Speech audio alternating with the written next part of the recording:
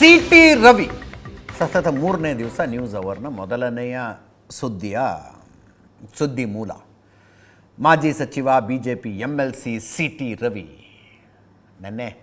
ಮೊನ್ನೆ ಮಧ್ಯಾಹ್ನದಿಂದ ಶುರುವಾದ ಹೈ ಡ್ರಾಮಾ ನಿನ್ನೆ ಸಾಯಂಕಾಲದ ತನಕ ಎಲ್ಲಿಗೆ ಬಂದು ನಿಂತು ಅನ್ನೋದನ್ನು ವಿವರವಾಗಿ ಹೇಳಿದ್ದೆ. ಬಿಡುಗಡೆ ಆಯಿತು, ಬೆಂಗಳೂರಿಗೆ ಬಂದರು. ರಾಜ್ಯ BJP ಕಚೇರಿಗೆ ಬಂದರೆ ಸಿ.ಟಿ. ರವಿ ಅವ್ರಿಗೊಂದು ಅದ್ಧೂರಿ ಸ್ವಾಗತ. ಹೂಮಳೆ ಸುರಿಸಿ ಸ್ವಾಗತಿಸಿದರು. ನನಗೆ ಈ ಹೂಮಳೆ ಇದ್ರದ್ದು ಅವಶ್ಯಕತೆ ಏನೋ ಗೊತ್ತಾಗಲಿಲ್ಲ.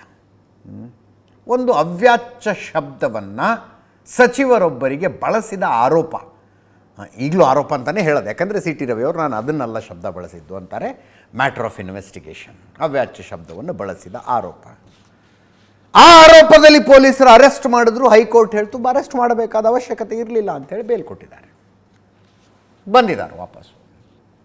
ಅದಾದ ನಂತರ ಒಂದು ಪತ್ರಿಕಾಗೋಷ್ಠಿಯನ್ನು ಮಾಡಿದ್ರು. ಆ್ಯಕ್ಚುಲಿ ನಮ್ಮ ಸ್ಟುಡಿಯೋಗೆ ಬಂದಿದ್ದರು. ನ್ಯೂಸ್ ಆರ್ ಸ್ಪೆಷಲ್ ನಾಳೆ C. T Ravi. News R ಸ್ಪೆಷಲ್ನಲ್ಲೂ ಹೇಳಿದ್ರು, ಲಕ್ಷ್ಮೀ ಹೆಬ್ಬಾಳ್ಕರ್ ಅವರು ಯಾವಾಗ ಎದುರಿಗೆ ಬಂದರು ಅಕ್ಕನೇ ಅಂತ ಮಾತಾಡಿಸಿದವನು ನಾನು. ಅವರು ಉಟ್ಕೊಂಡಿರೋ ಸೀರೆ ಚೆನ್ನಾಗಿದೆ ಅಂತ ಅನಿಸಿದರೆ ಸೀರೆ ತುಂಬ ಚೆನ್ನಾಗಿದೆ ಅಕ್ಕ ಅಂತಲೇ ಮಾತಾಡಿಸಿದ್ದೀನಿ ನಾನು. ನನ್ನಂಥವನ ಮೇಲೆ ಇಂಥ ಆರೋಪ ಮಾಡಿಬಿಟ್ರಲ್ಲ ಅಂತ ಹೇಳಿದ್ರು. ಅದರ ಜೊತೆಗೆ ಇಡೀ ರಾತ್ರಿ, ಮೊನ್ನೆ ರಾತ್ರಿ ಏನೇನಾಯಿತು ಅನ್ನೋದನ್ನು ವಿವರಿಸಿದ್ರು. ಒಂದು ಪೊಲೀಸ್ ಸ್ಟೇಷನ್ನಿಂದ ಇನ್ನೊಂದು ಪೊಲೀಸ್ ಸ್ಟೇಷನ್ನು, ಒಂದು ತಾಲೂಕಿನಿಂದ ಇನ್ನೊಂದು ತಾಲೂಕು, ಒಂದು ಜಿಲ್ಲೆಯಿಂದ ಮತ್ತೊಂದು ಜಿಲ್ಲೆ. ಯಾರು ಫೋನ್ಗಳು ಬರ್ತಾ ಇದ್ವು ಪೊಲೀಸರಿಗೆ?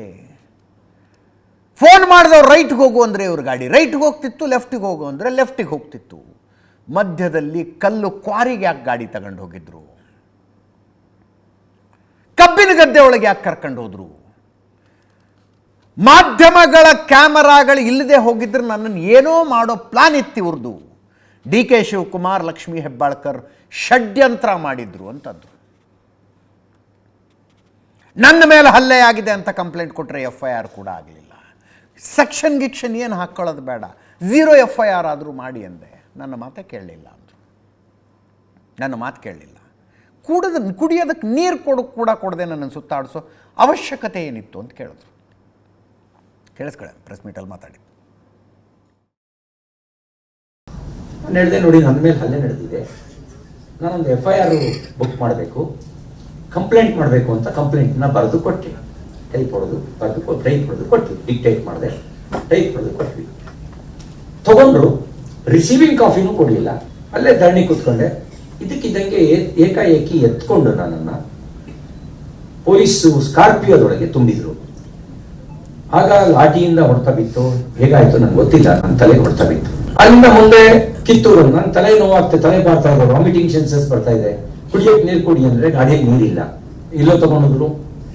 ಗದ್ದೆಗಳ ನಡುವೆ ತಗೊಂಡೋದ್ರು. ಗದ್ದೆನಲ್ಲಿ ಟ್ರಾಕ್ಟರಿ ಗಾಡಿ ಇರ್ತಾವಲ್ಲ, ರೋಡ್ ಇರ್ತಾವಲ್ಲ, ಕಬ್ಬಿನ ಗದ್ದೆಗಳ ನಡುವೆ ತಗೊಂಡೋಗಿ ನಿಲ್ಸಿದ್ರು.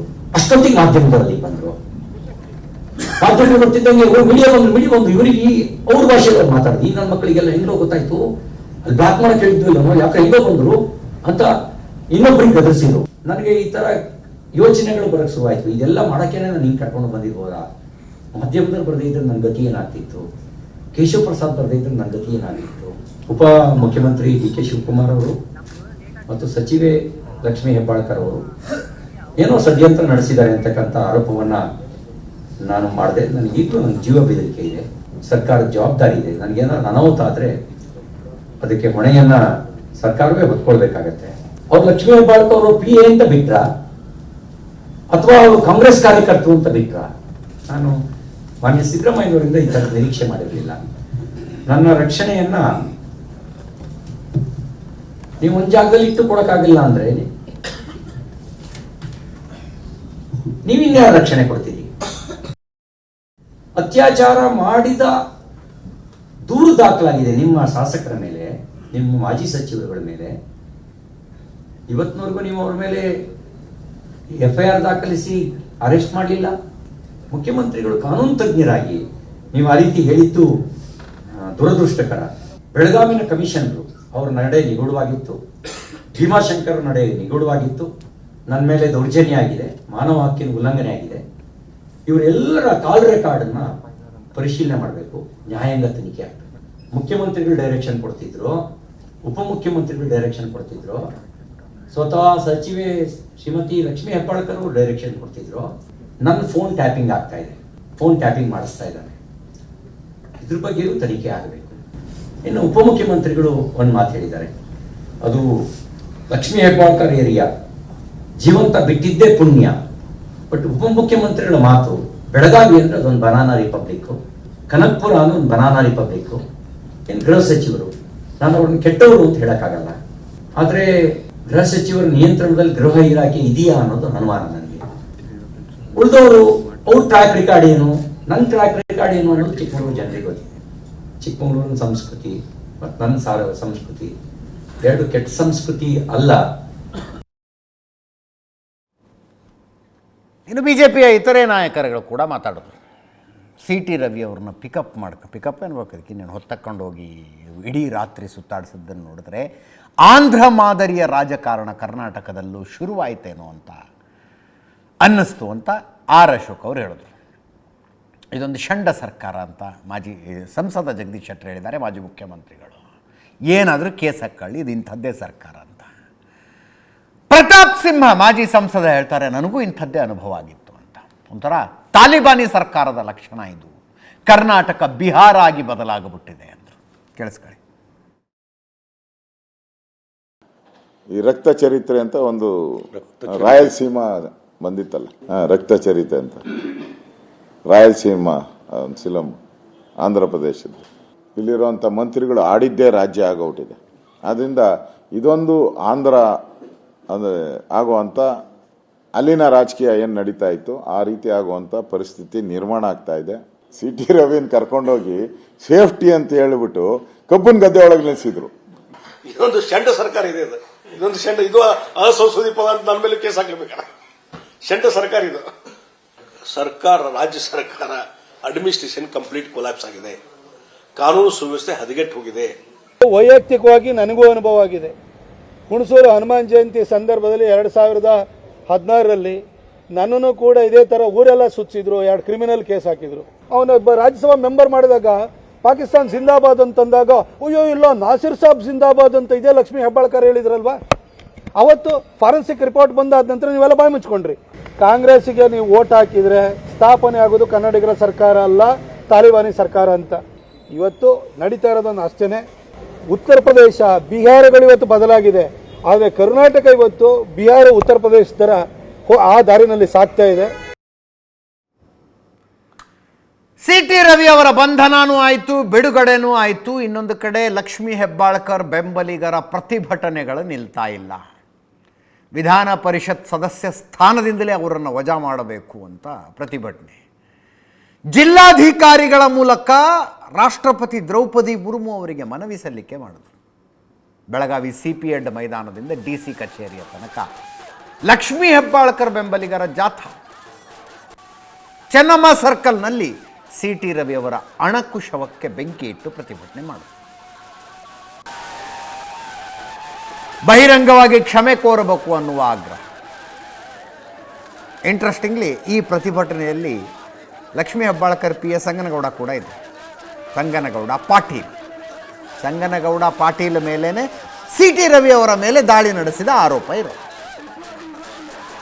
ದೂರು ಪ್ರತಿ ದೂರು ಇತ್ತಲ್ಲ, CT ರವಿ ಅವರ ಮೇಲೆ ಲಕ್ಷ್ಮೀ ಹೆಬ್ಬಾಳ್ಕರ್ ಹೆಸರಿನಲ್ಲಿ ಕಂಪ್ಲೇಂಟು ಇಲ್ಲ, CT ರವಿ ಅವ್ರದ್ದು ಕಂಪ್ಲೇಂಟ್ ಇತ್ತಲ್ಲ, ಹಲ್ಲೆ ನಡೀತು ನನ್ನ ಮೇಲೆ ಅಂತ. ಹಲ್ಲೆ ನಡೆಸಿ ಸಂಗನಗೌಡ ಪಾಟೀಲ್ ಪ್ರತಿಭಟನೆಯಲ್ಲಿದ್ದರು.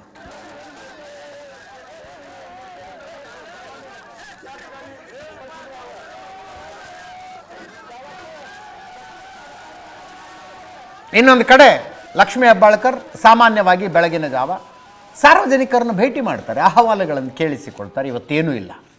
ಬೆಳಗಾವಿಯ ಕುವೆಂಪು ನಗರದಲ್ಲಿ ಅವರ ಮನೆ. ಜನರಿಗೆ ಬರಬೇಡಿ ಅಂತ ಹೇಳಿದರು.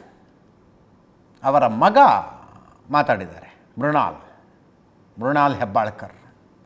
ನನ್ನ ತಾಯಿ ನೊಂದಿರಬಹುದು, ಆದರೆ ಎದೆಗುಂದಿಲ್ಲ ಅಂತ.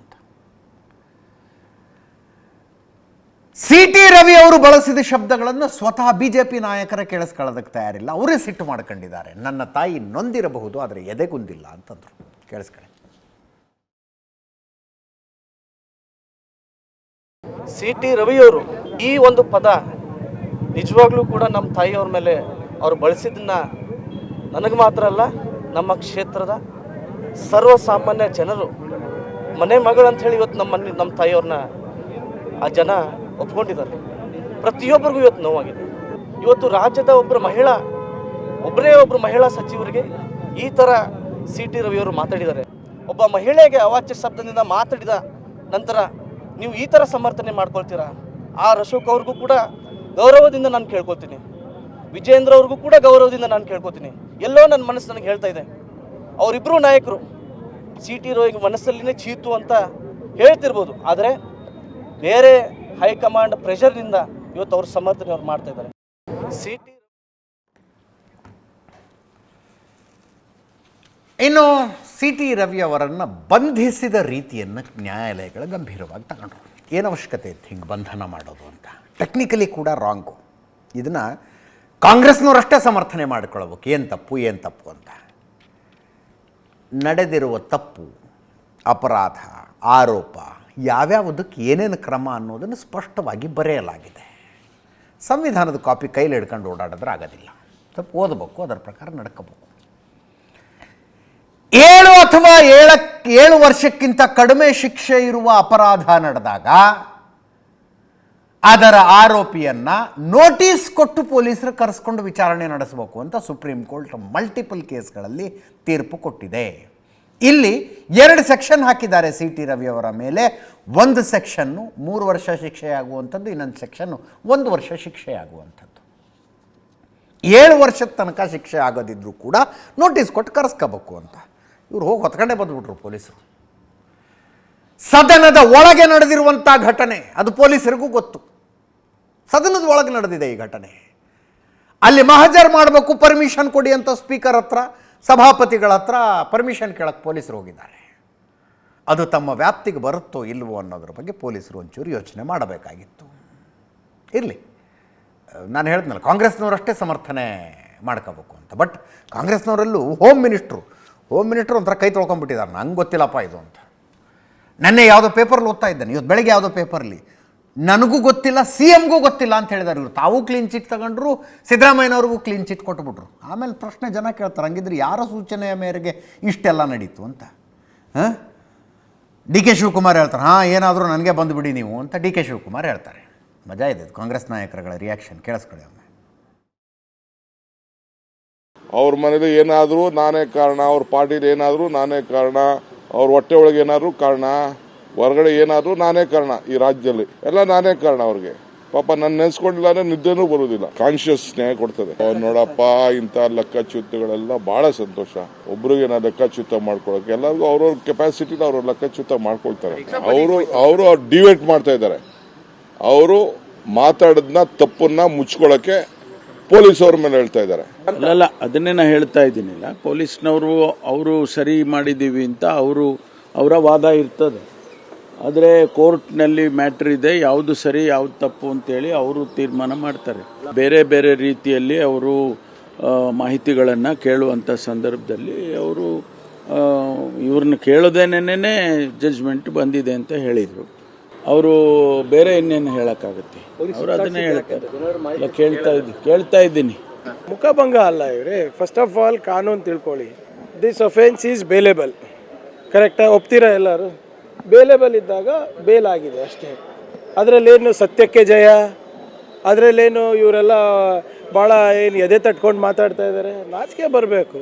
ಒಂದು ಹೆಣ್ಮಗಳು ಹೇಳಿದ್ದಾರೆ ಹಿಂಗೆ ಇಂಥ ಪದ ಬಳಕೆ ಆಗಿದೆ ಅಂತ. ಅವರ ಬೆನ್ನಿಗೆ ಹಲವಾರು ಶಾಸಕಿಯರು ನಿಂತಿದ್ದಾರೆ, ಶಾಸಕರು ನಿಂತಾರೆ. ಇಲ್ಲಪ್ಪ ತಪ್ಪಾಯಿತು ಅಂತಲೂ ಇಲ್ಲ ಅಲ್ಲ ಇವ್ರದ್ದು. ಹೆಣ್ಣಿನ ರಕ್ಷಣೆಯ, ಹೆಣ್ಣಿನ ಮಾನ ರಕ್ಷಣೆ ಕಟಿಬದ್ಧವಾಗಿ ನಿಲ್ಲಬೇಕಾದದ್ದು ಸರ್ಕಾರದೊಂದೇನು ಸಮಾಜದ ಕೆಲಸ, ನೋ ಡೌಟ್. ಅದೇ ಕೇಳ್ತಾ ಇದ್ದೆ. ಲಕ್ಷ್ಮೀ ಹೆಬ್ಬಾಳ್ಕರ್ಗೆ ಆ ರೀತಿಯ ಪದಪ್ರಯೋಗ, ನಾನು ಆ ಪದ ಅಲ್ಲ ಬೇರೆ ಪದ ಅಂತ ಸಿ ಟಿ ರವಿ ಅವರು ಹೇಳ್ತಾರೆ. ಇವತ್ತು ಬಂದು ಅವ್ರನ್ನ ಎದುರು ಕೂಡಿಸ್ಕೊಂಡು ಹೇಳಿದೆ, ಮ್ಯಾಟ್ರ್ ಆಫ್ ಇನ್ವೆಸ್ಟಿಗೇಷನ್. ನೀವು ಹೇಳಿದ್ದೆಲ್ಲ ನಾವು ಕೇಳ್ತೀವಿ ಅಂತ ಅನ್ಕೋಬೇಡಿ ಸಿ ಟಿ ರವಿ ಅವರೇ ಅಂತ. ಮ್ಯಾಟ್ರ್ ಆಫ್ ಇನ್ವೆಸ್ಟಿಗೇಷನ್ ಅದು. ನೀವು ಫ್ರಸ್ಟ್ರೇಟ್ ಅಂದರು, ಪ್ರಾಸ್ಟಿಟ್ಯೂಟ್ ಅಂದರು, ತನಿಖೆ ನಡೆದಾಗ ಹೊರಗೆ ಬರುತ್ತೆ ಅನ್ಡೌಟೆಡ್ಲಿ. ಅದರ ಜೊತೆಗೆ ಪ್ರಿಯಾಂಕಾ ಖರ್ಗೆ ಅವರು ಹೇಳ್ತಾರೆ, ಅಂಥ ಶಬ್ದ ಬಳಸಿದ್ದಕ್ಕೊಂದು ಕ್ಷಮಾಪಣೆಯೂ ಇಲ್ಲ ಅಂತ. ಕ್ಷಮೆ ಎಲ್ಲ ಕಾನೂನು ಏನು ಹೇಳುತ್ತೆ ಕ್ರಮ ಕೈಗೊಳ್ಬೇಕಪ್ಪ. ಹಾಗೆ ಒಂದು ರೇಪ್ ಕೇಸು ಆಗಿದೆ ರೀ ನಿಮ್ಮ ಶಾಸಕರೊಬ್ಬರ ಮೇಲೆ. ಒಬ್ಬ ಮಹಿಳೆ ಬಂದು ನನ್ನ ಮೇಲೆ ಇವರು ಅತ್ಯಾಚಾರ ಎಸಗಿದ್ರು ಅಂತ ಕಂಪ್ಲೇಂಟ್ ಕೊಟ್ಟಿದ್ದಾರೆ. ಏನಿಲ್ವ ಅದಕ್ಕೆ ಆ್ಯಕ್ಷನ್ನು? ನೋಡಿ ಏನು ಮಾಡ್ತಿರೋ. ಇದ್ರ ಮಧ್ಯದಲ್ಲಿ ಸತೀಶ್ ಜಾರಕಿಹೊಳಿ ಅವರು ಆಡಿದ ಮಾತುಗಳು ಒಂಚೂರು ಆಶ್ಚರ್ಯನೇ. ಇದೇನು ಮೊದಲನೇ ಘಟನೆ ಅಲ್ಲ ದೇಶದಲ್ಲಿ ಹಿಂಗೆ ನಡೆದಿರೋದು. ಇಂಥ ಅನೇಕ ಘಟನೆಗಳು ನಡೆದಿದ್ದಾವೆ. ಇದನ್ನು ಇನ್ನೂ ಮುಂದುವರಿಸೋದ್ರಲ್ಲಿ ಅರ್ಥ ಇಲ್ಲ. ಕ್ಷಮೆ ಕೇಳಿದ ಬಳಿಕ ಮುಗಿದು ಹೋಗಿದೆ. ಈಗಲೂ ಮುಗಿಸೋದು ಒಳ್ಳೆಯದು. ಅಂದರೆ ಕ್ಷಮೆ ಕೇಳಿದ ಬಳಿಕ ಬೇರೆ ಕೇಸ್ಗಳು ಮುಗಿದು ಹೋಗಿದ್ದಾವೆ, ಇದನ್ನು ಮುಗಿಸ್ಬಿಡಿ ಇಲ್ಲಿಗೆ ಅಂತ. ಸಾರ್ವಜನಿಕವಾಗಿ ಈ ಪ್ರಕರಣ ಮುಂದುವರಿಸೋದು ಅನವಶ್ಯಕ ಅಂತ ಕೇಳಿಸ್ಕೊಳ್ಳಿ. ಒಳ್ಳೆ ಘಟನೆ ಆಗಿ ಹೋಗಿದೆ. ಈಗ ಅದನ್ನು ಮತ್ತೆ ಮುಂದುವರಿಸೋರಾಗೇನು ಅರ್ತಿಲ್ಲ. ಈಗಾಗಲೇ ಅವರು ನಾವೇನು ಹೇಳಿಲ್ಲ ಅಂತ ಹೇಳಿಕೆ ಕೊಟ್ಟಿದ್ದಾರೆ, ನಮ್ದೇನು ಪಾತ್ರ ಇಲ್ಲ ಅಂತ. ಈಗ ಅವರೇ ಒಪ್ಕೊಂಡ ಮ್ಯಾಗ ಮತ್ತೆ ಅದನ್ನು ಮುಂದುವರಿಸಿ ಮತ್ತೆ ಅದನ್ನು ನಾವು ಹೇಳೋದಾಗ ಅವಶ್ಯಕತೆ ಇಲ್ಲ. ಘಟನೆಗಳಿದೆ, ಹೊಸದಲ್ಲ, 100,000 ಉದಾಹರಣೆಗಳಿದಾವೆ. ಸಾಕಷ್ಟು ಕೈ ಘಟನೆ ಆದರೂ ಕೂಡ ಅದು ನಮ್ಮಿಂದ ಆಗಿಲ್ಲ, ತಪ್ಪಾಗಿದೆ ಅಥವಾ ಸಾರಿ ಅಂತ ಕೇಳಿದಾಗ ಅದರಲ್ಲೇ ಕ್ಲೋಸ್ ಆಗಿದ್ದು ಭಾಳಷ್ಟು ಉದಾಹರಣೆಗಳಿದೆ. ಇನ್ನು ಅಲ್ಲಿಗೆ ಮುಗಿಸಿರೋ ಒಳ್ಳೇದಂತ ನಮ್ಮ ಅಭಿಪ್ರಾಯ. ಶಾಸಕರು ಇದೇನು ಬೇರೆ ದೇಶಲ್ಲಿದ್ದು ಎನ್ಕೌಂಟ್ರ್ ಮಾಡೋ ಪ್ರಶ್ನೆ ಬರೋಂಗಿಲ್ಲ. ಅವರು ಶಾಸಕರು ಇದೇನು ಬೇರೆ ದೇಶಲ್ಲಿದ್ದು. ಆದರೆ ಅವ್ರನ್ನ ಆ ಥರ ಮಾಡಲಿಕ್ಕೆ ಅಂದರೆ ಅವರು ಎಲ್ಲ ಕಡೆ ಬರ್ತಾಯಿದ್ರು. ಅವರು BJP ಕಾರ್ಯಕರ್ತರು MLAಗಳು ಬಂದು ಪೊಲೀಸ್ ಸ್ಟೇಷನ್ನಲ್ಲಿ ಖಾನಾಪುರದಾಗ ಡಿಸ್ಟರ್ಬ್ ಮಾಡೋದ್ರಿಂದ ಅವ್ರು ಬೇರೆ ಕಡೆ ಹೋದಾರ ಉದ್ದೇಶ ಅಷ್ಟೇ ಹೊರತಾಗಿ ಅವ್ರಿಗೇನು ತೊಂದರೆ ಕೊಡಬೇಕಂತಲ್ಲ. ಊರಲ್ಲಿ ಹೋಗಿ ಜಾಸ್ತಿ ಒಳಗಡೆ ಹೋಗೋದು, ಪೊಲೀಸರನ್ನ ಬೈಯೋದು ಈಗ ಮಾಡೋದ್ರಿಂದ ಶಿಫ್ಟ್ ಮಾಡಿದಾರೆ ಹೊರತಾಗಿ ಬೇರೆ ಉದ್ದೇಶದಿಂದ ಏನು ಮಾಡಿಲ್ಲ. ಪ್ರತಿಭಟನೆ ಮಾಡೋರು ಎಲ್ಲರೂ ಒಳಗಡೆ ಇರ್ತಾರೆ. ಇವರೇ ಅಂತ ಹೆಂಗೆ ಹೇಳೋರು ನೀವು? ನಾವು ರಾತ್ರಿನವಾಗಿ ಹಾಜರು ಮಾಡೋದು ತಿಳಿದೀವಿ. ಇದಾಗಿದ್ರೆ ಇಷ್ಟೆಲ್ಲ ಗದ್ದಲ.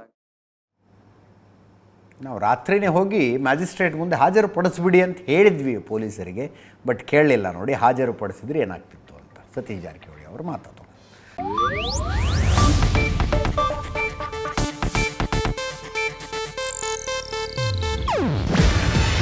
ಇದು ಏಷ್ಯಾನೆಟ್ ನ್ಯೂಸ್ ನೆಟ್ವರ್ಕ್ ಪ್ರಸ್ತುತಿ.